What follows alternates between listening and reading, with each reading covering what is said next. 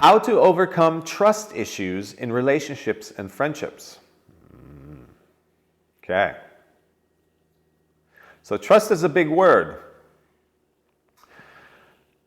There's a type of trust that is based on you judging things as right or wrong, as you controlling and wanting things to be a certain way.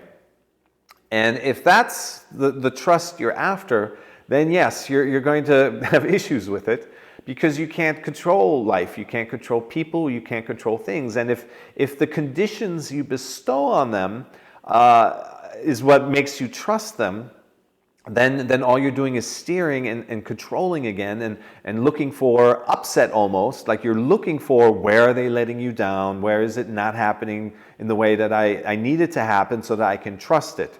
So in relationships and friendships, if your trust and really love is conditional, if it's based on you behave a certain way and I'll behave a certain way, and then we trust each other, because the other person might be doing it to you as well, right? It goes both ways.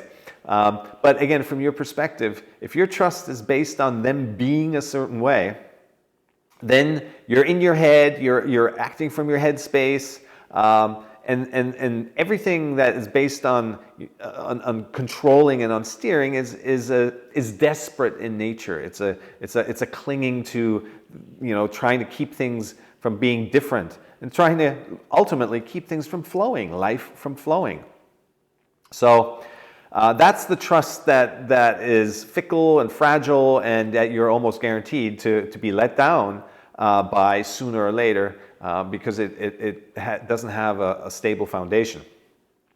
Now there's a different kind of trust, and again, that trust comes from being you, knowing who you are, and knowing what your feelings are, right? Everything we talked about, your needs and feelings, and being aware of all those things. And then that keeps you out of the other person's business. This keeps you out of the controlling mind. It keeps you contained to who you are. And if you're not controlling the other person, then you're actually free to see the other person for who they really are and what's going on with them. And then you can make a clear decision. You're not confused and not distorted by your own need for control. You are confident in who you are. And then you can see the situation for what it is. I call this clear action. You can take action because you see things clearly now, undistorted by your own judgment, by your own controlling mind. And then you can see, well, okay, this person is acting a certain way. Is that trustworthy to me? Is that reliable enough? Is that something I want in my life at this time? And then you have a choice. But you're seeing things clearly. You're not kind of in, yourself and your judging mindset isn't in the mix of things. And that's where the confusion and emotions get embroiled with that. And it just gets, messy and difficult to navigate life that way, through this control, because you don't see it clearly. You're seeing things the way you want to see them and the way you need them to be, so that you can feel a certain way inside, right? As opposed to being clear on your feelings of how you feel inside and letting your environment be what it is.